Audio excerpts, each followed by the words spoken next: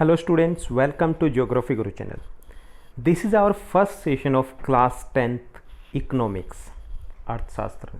और कौन सी class? 10th class का मतलब आप 10th क्लास में हो गए हो। बड़े खुश होंगे, ज़्यादातर बच्चे काफ़ी टाइम से वेट कर रहे थे कब हम 10th क्लास में होंगे, कब हम बोर्ड की क्लास में होंगे।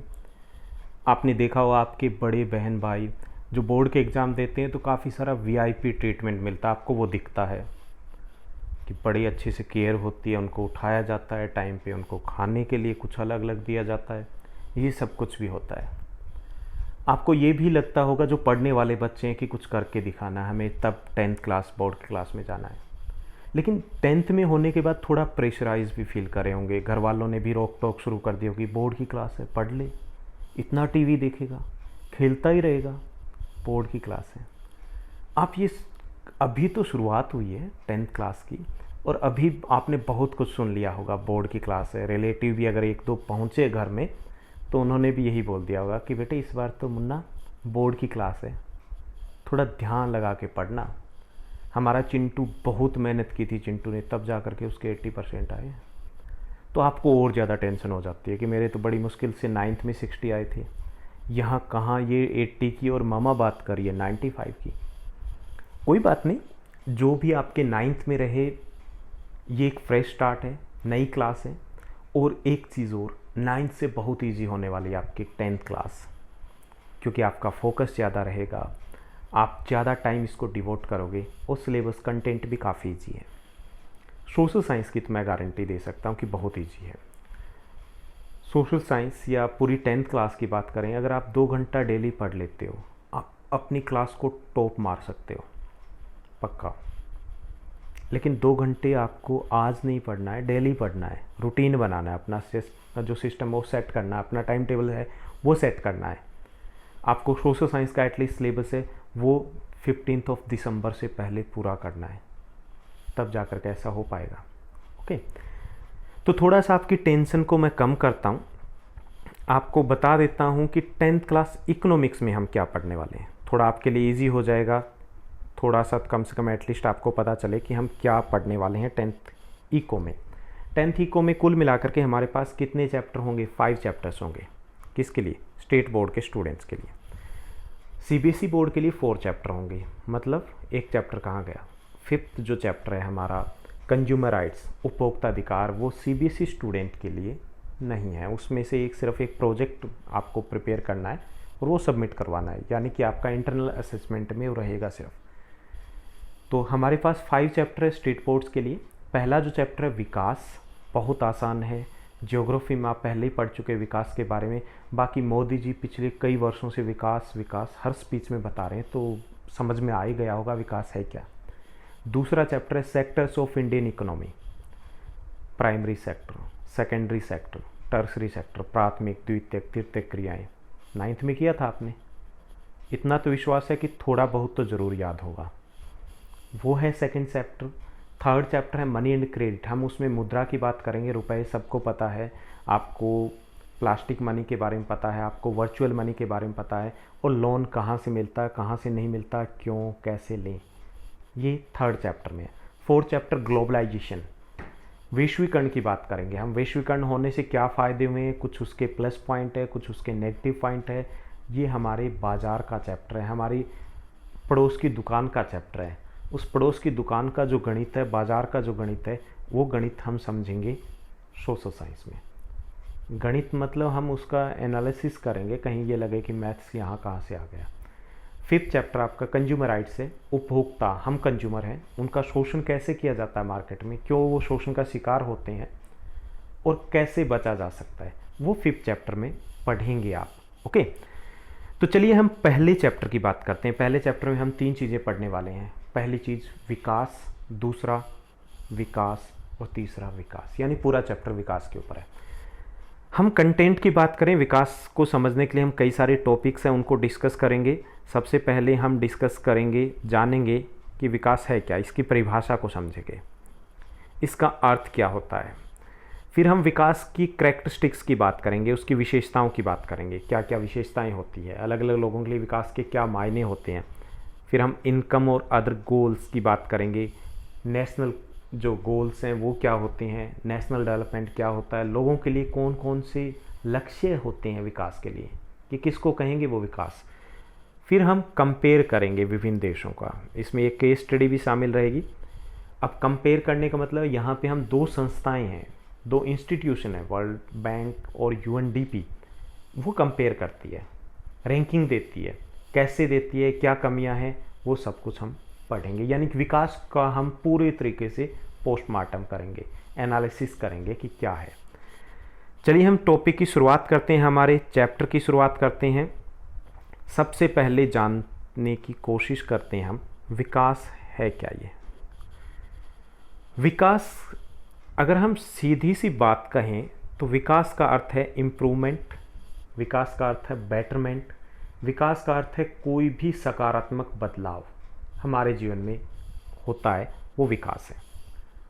हम बुकिश डेफिनेशन पे नहीं जाते हैं, हम वैसे देखते हैं कि विकास क्या है। विकास मतलब आपके अगर गांव में एक पक्की सड़क बनी है तो विकास है, यानी कि यहाँ पे सुविधाओं में बढ़ोतरी हुई है।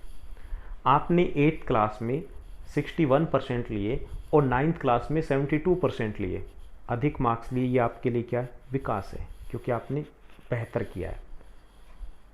आपकी परिवार की आय बढ़ गई है, आपकी अधिक फसल हुई है, विकास है, क्योंकि आपने बेहतर किया, आपके परिवार ने बेहतर किया, इनकम बढ़ी है।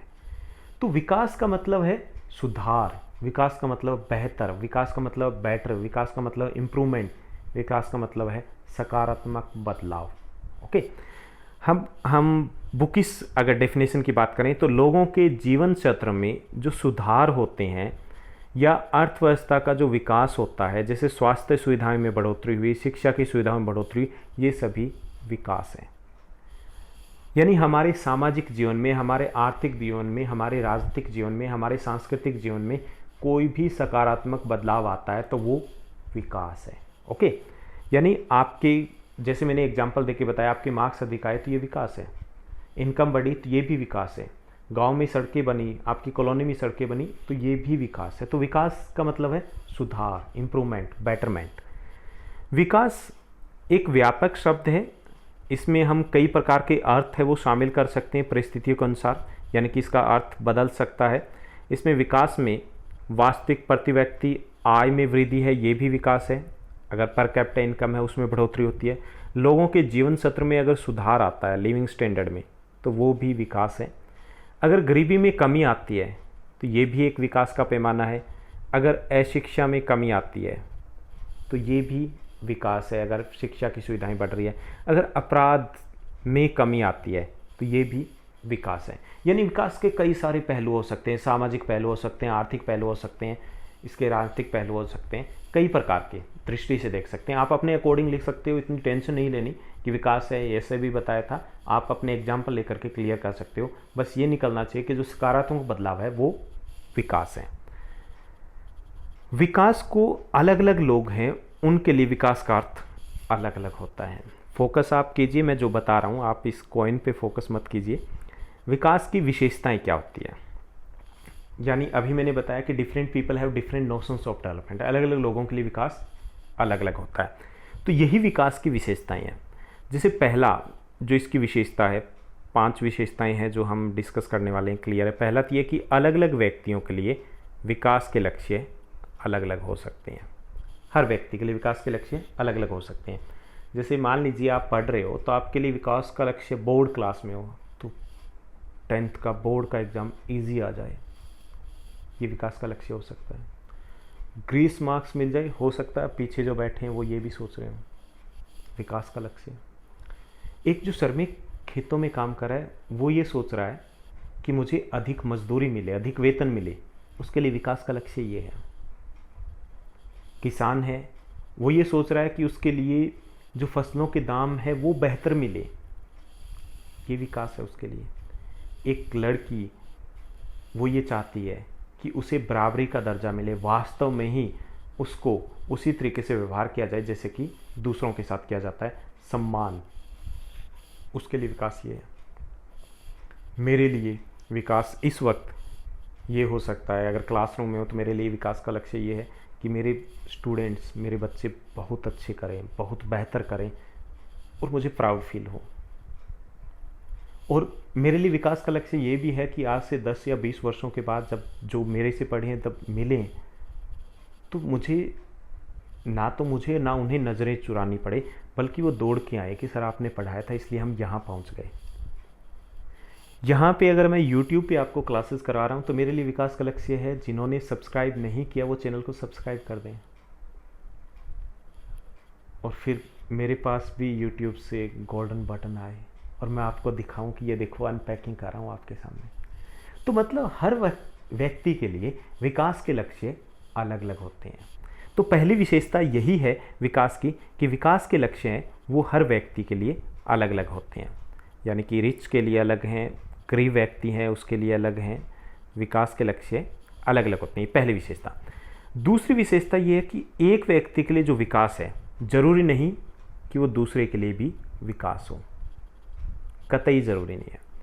जैसे हाईवे का निर्माण हो रहा है, अब हाईवे का अगर निर्माण हो रहा है तो कई लोगों के लिए विकास है, शहर के लोग हैं उनके लिए विकास है, जो ट्रांसपोर्ट में लगे हैं उनके लिए विकास है।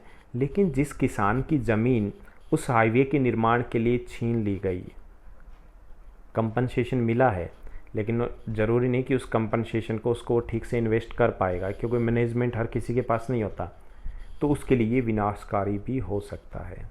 यानी एक के लिए विकास है वो दूसरे के लिए विकास हो ज़रूरी नहीं है। जैसे बांध का निर्माण किया जाता है तो बांध जो इंडस्ट्रियलिस्ट है उनके लिए विकास है ये, लेकिन जो विस्थापित हैं उनके लिए विनाश है। तो ये विकास और विनाश, जो विकास है वो हर व्यक्ति के लिए, एक व्यक्ति के लिए विकास हो दूसरे के लिए विकास हो ज़रूरी नहीं है, कई बार वो विनाश भी हो सकता है।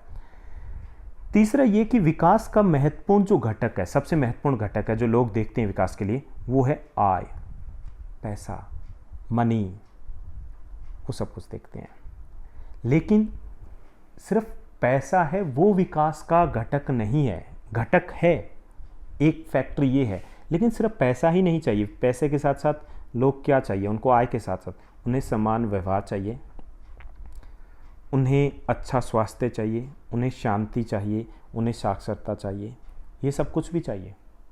अगर आपको कहे कि जम्मू कश्मीर बॉर्डर के ऊपर जहाँ पे आपका स्थान है वहाँ पे आपको खेती करनी है, जहाँ पे काफ़ी ज़्यादा खतरे हैं, आर्मी हमारी, हम सैल्यूट करते हैं कि वो वहाँ पे लगी हुई है, लेकिन आपको वहाँ भेजा जाए या पाकिस्तान में भेजा जाए या सीरिया में कहा जाए कि आपको डबल सैलरी देंगे, आप जाना पसंद नहीं करेंगे, आप कहोगे यहीं ठीक है, घर की दाल ही अच्छी है। तो विकास सिर्फ ये नहीं कि आय अधिक है, आपको अगर परिवार से दूर रहना पड़े और कुछ पैसे अधिक मिल रहे हो तो प्रेफर करोगे आप परिवार के साथ रहना, आप प्रेफर करोगे शांतिपूर्ण इलाके वहाँ पे रहना जहाँ पे रोज़ कुछ ना कुछ विवाद होते हैं, उसकी बजाय साक्षरता। विकास की लक्ष्य सिर्फ आय नहीं, बहुत सारे और लक्ष्यों की तरफ भी हम देखते हैं। आपके पास जब जॉब होगी, आप अब सोच रहे होंगे कि जॉब होनी चाहिए, बड़ी गाड़ी, बड़ा बंगला, फिर आप सोचोगे नहीं इज्जत भी होनी चाहिए, फ्रेंड्स भी होने चाहिए, परिवार भी होना चाहिए, सुरक्षा भी होनी चाहिए, बच्चों के लिए बेहतर भविष्य भी होना चाहिए, अच्छे पड़ोसी भी होने चाहिए, कई सारी चीज़ें और सोचने लग जाओगे। तो विकास का महत्वपूर्ण जो घटक है वो आय है, लेकिन आय के अलावा भी अन्य घटक है जिनके बारे में लोग सोचते हैं। इसका अर्थ है लोग मिश्रित लक्ष्यों को देखते हैं, मिक्स्ड गोल की तरफ देखते हैं। यानी विकास में वो आय के साथ साथ स्वास्थ्य, शिक्षा, सुरक्षा, समानता, इन सब को भी वो ध्यान में रखते हैं। विकास किसी भी व्यक्ति की ज़िंदगी की परिस्थिति इस बात पर तय करती है कि उसके लिए किस प्रकार के विकास के लक्ष्य होंगे। यानी हर व्यक्ति के लिए विकास के लक्ष्य क्या होते हैं, अलग अलग होते हैं। अब ये अलग अलग विकास के लक्ष्य क्यों होते हैं, ये कारण है उसके जीवन की परिस्थिति। यानी कि हर व्यक्ति के लिए जीवन की परिस्थिति अलग है। जैसे जो गरीब व्यक्ति या गांव में हम रह रहे हैं, मान लीजिए कि हम सपोज कीजिए हम गांव में रह रहे हैं, हम विकास के लिए, परिवहन के विकास के बारे में क्या सोचेंगे, जो रोडवेज़ की बस आ रही है वो 1-2 और बढ़ जाए, उसका टाइम थोड़ा सा चेंज हो जाए, एक बहुत जल्दी भी आए, एक काफ़ी लेट तक भी आए, यही सोच पाएंगे हम। अब शहर में दिल्ली एनसीआर में व्यक्ति रह रहा है, तो हम दिल्ली एनसीआर में हम क्या सोचेंगे, एक व्यक्ति जो कई किलोमीटर दूर जा रहा है और वहाँ से उसे रिक्शा पकड़ रहा है अपने घर से, रिक्शा के बाद वो आगे ऑटो पकड़ता है, ऑटो के बाद उसे मेट्रो मिलती है।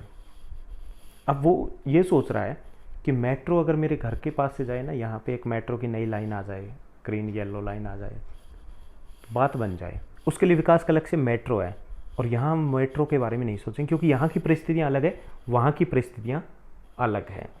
अब उसी तरीके से सोचिए कि किसान है, उसके लिए विकास का अर्थ है अधिक कीमत, और मजदूर है, उसके लिए विकास का अर्थ है अधिक वेतन, और किसान चाहता है उसे कम वेतन में मजदूर मिल जाए। तो परिस्थितियां हैं वो निर्धारित करती है कि हमारे विकास के लक्ष्य क्या होंगे।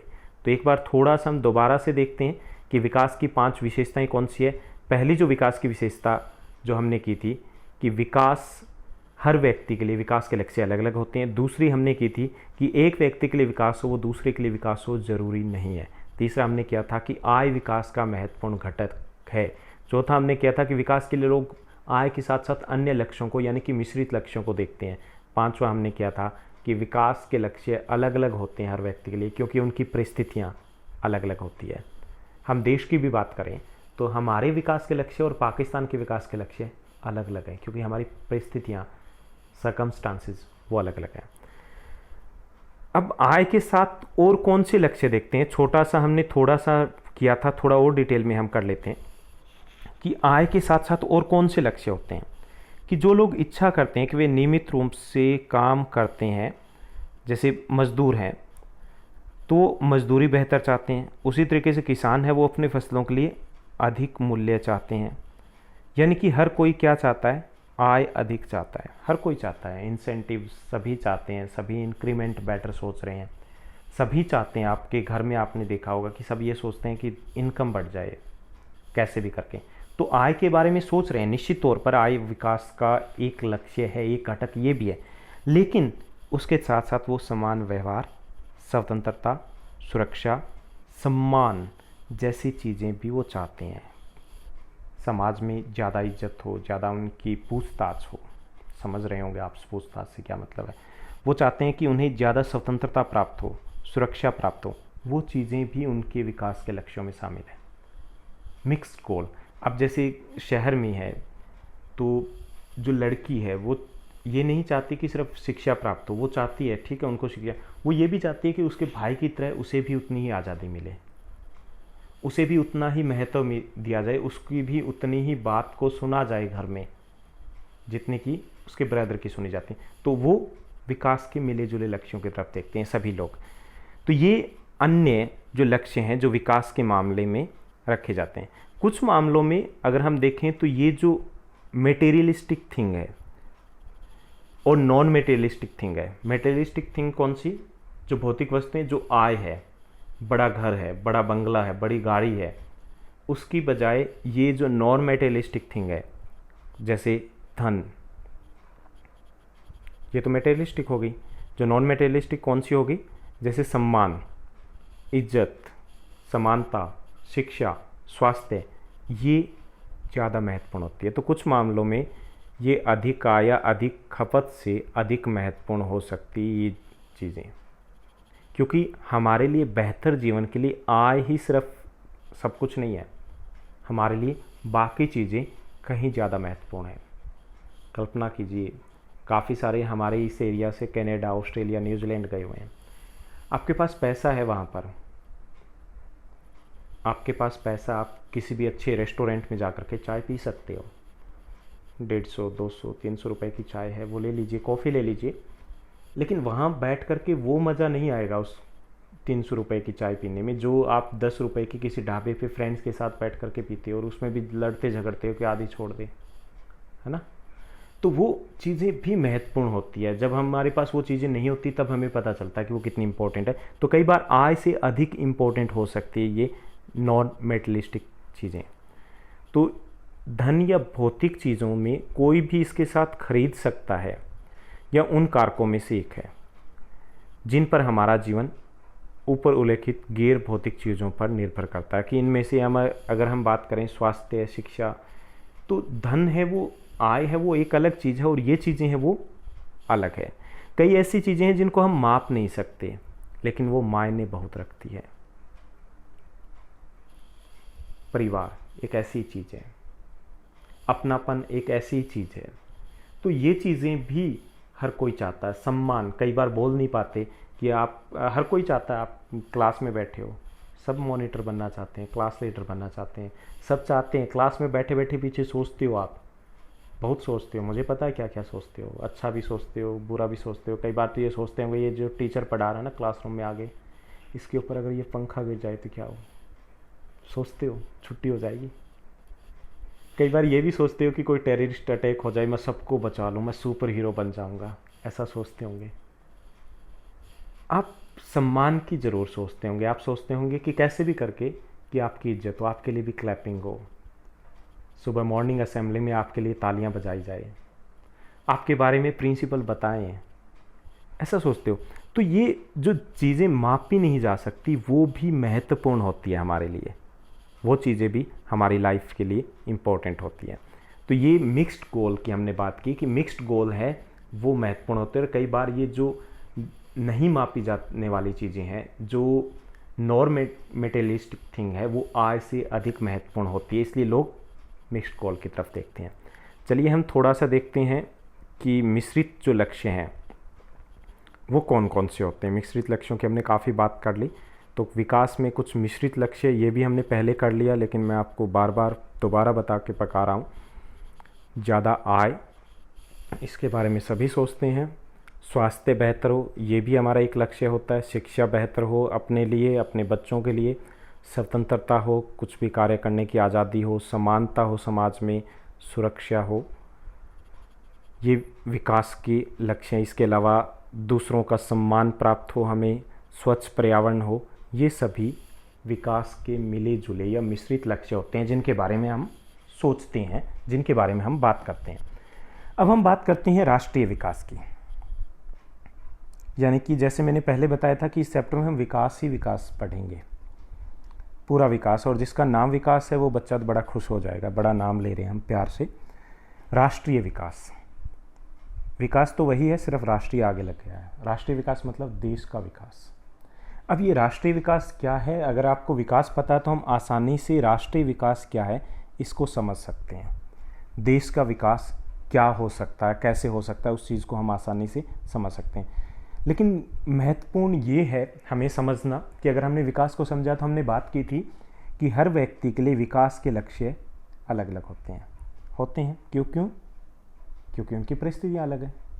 ऐसे ही हर देश के लिए विकास के लक्ष्य अलग अलग होंगे। हर व्यक्ति अगर सोचेगा कि देश के विकास के लक्ष्य क्या होंगे, तो हर कोई कहेगा कि देश के लिए ऐसा होना चाहिए, देश के लिए वैसा होना चाहिए। किसी को बुलेट ट्रेन चाहिए, किसी को सीधी ट्रेन चाहिए कि उसमें टॉयलेट में सफ़र ना करना पड़े, किसी को मेट्रो चाहिए, तो किसी को शांति चाहिए, किसी को इलेक्ट्रिसिटी चाहिए, किसी को सिर्फ खाना चाहिए, सस्ती चीज़ें चाहिए। वो विकास के लक्ष्य में रखेगा, यानी विकास के लक्ष्य भी हर व्यक्ति के लिए अलग अलग होंगे।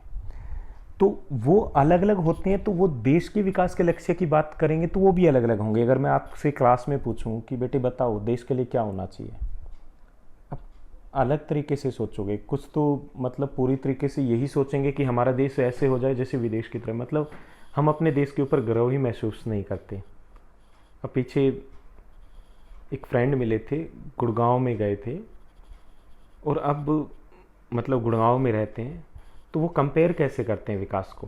वो कहते हैं मतलब गुड़गांव में आओ, आपको लगेगा ही नहीं कि ये इंडिया है, मतलब अच्छी चीज़ें हमारे देश में हो ही नहीं सकती, हम कल्पना ही नहीं कर पा रहे हैं। तो विकास के लक्ष्य जैसे अलग अलग होते हैं, वैसे विदेश जो देश के लिए विकास के लक्ष्य अगर हम पूछेंगे तो वो अलग अलग होंगे। अब राष्ट्रीय विकास का अर्थ तो सिंपल सा होगा, जैसे विकास का है बेहतरी, इसलिए राष्ट्रीय विकास भी है, यानी कि राष्ट्र के लिए बेहतरी। राष्ट्रीय विकास का अर्थ है सभी के लिए आगे बढ़ने के विकल्पों में वृद्धि, बेहतर जीवन स्तर, बेहतर आर्थिक विकास। यानी राष्ट्रीय विकास का अर्थ होगा बेहतर आर्थिक विकास, अर्थव्यवस्था में हम आगे बढ़ें, लोगों के लिविंग स्टैंडर्ड में बढ़ोतरी हो, बेरोजगारी में कमी हो, गरीबी में कमी हो, ये राष्ट्रीय विकास होगा। यानी कि राष्ट्र में होने वाले सकारात्मक बदलाव है वो राष्ट्रीय विकास है। किसी भी शिक्षा में हो, स्वास्थ्य में हो, रोजगार के क्षेत्र में हो, सुरक्षा में हो, किसी भी फील्ड में हो। राष्ट्रीय विकास का अर्थ होता है कि अपने नागरिकों के जीवन स्तर में सुधार करने की क्षमता, उसमें बढ़ोतरी हो। और वो एक साथ जुड़ा हुआ है कि राष्ट्रीय विकास है, मतलब अगर उसमें हमारा आर्थिक विकास होगा, बेहतर सुविधाएं होगी, सकारात्मक बदलाव हो, तो नेचुरली है, हम नागरिक है वहाँ के, तो हमारे जीवन सत्र में सुधार होगा। तो राष्ट्रीय विकास में इतना ज़्यादा कंफ्यूज होने की जरूरत नहीं है। राष्ट्रीय विकास और विकास एक ही चीज़ें हैं। राष्ट्रीय विकास का अर्थ है पूरे देश के लिए विकास। तो राष्ट्रीय विकास का सिंपल तरीके से आप लिख सकते हो कि देश में विकल्पों में वृद्धि होना राष्ट्रीय विकास है, या देश में सकारात्मक बदलाव होना राष्ट्रीय विकास है। चाहे वो शिक्षा के क्षेत्र में हो, स्वास्थ्य के क्षेत्र में हो, रोजगार के क्षेत्र में हो, आर्थिक क्षेत्र में हो, सामाजिक क्षेत्र में हो, राजनीतिक क्षेत्र में हो, किसी भी क्षेत्र में हो, सकारात्मक बदलाव। यानी एक ही शब्द को पकड़ के रखिए, वही लिख दोगे, फिर एग्जाम्पल ऐड करते रहिएगा। नागरिकों का जीवन सत्र है, उसमें सुधार कब होगा? उसमें सुधार कई चीज़ें हैं जिसमें डिपेंड करेगा। जो हमने मिले जुले लक्ष्य देखे थे वही सुधार के लिए महत्वपूर्ण होते हैं। तो इसमें प्रति व्यक्ति आय, सकल घरेलू उत्पाद, साक्षरता दर, स्वास्थ्य, ये सभी चाहिए जो हमें पर्सनल चाहिए। और इनमें अगर बेहतरी होगी तो इसका मतलब राष्ट्र का विकास होगा। राष्ट्र का विकास है, उसमें एक चीज़ और मैं आपको बता दूं कि सबसे महत्वपूर्ण ये कि हर राष्ट्र के विकास के लक्ष्य भी अलग अलग होते हैं, क्योंकि वहाँ की परिस्थितियाँ अलग अलग है। बांग्लादेश की अलग है, चाइना की अलग है, जापान की अलग है, जर्मनी की अलग है, यूएसए की अलग है, हमारी अलग है। तो इसलिए राष्ट्र के विकास के लक्ष्य भी एक जैसे नहीं होते। तो हमने इस सेशन में पढ़ा विकास क्या है, विकास की विशेषताएं क्या है, राष्ट्रीय विकास क्या है। उम्मीद करता हूँ बहुत अच्छा लगा होगा, अच्छे से समझ में आया होगा, आपका जोश और ज़्यादा बेहतर हुआ होगा कि हाँ 10th क्लास में हम बेटर स्कोर कर पाएंगे। Thank you, bye bye, take care.